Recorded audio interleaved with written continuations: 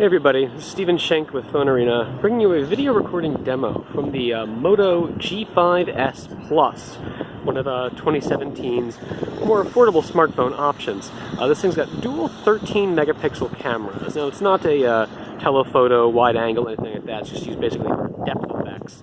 But right now we're shooting in 4K resolution, 30 FPS, highest available on this phone. Hoping some cars come by so we can see some motion on this thing. Like many phones in the mid-range category, when you're shooting at 4K, you don't have access to all the bells and whistles. Specifically here, you can't use the electronic stabilization. That said, you do have a nice crisp 4K Ultra HD resolution, so it might be an acceptable trade-off. Let's try up-close refocusing. My hand here and back to the background. Pretty swift there. It acquired the close-up focus nice and quickly. Again, this is 4K, 30 FPS on the Moto G5S Plus.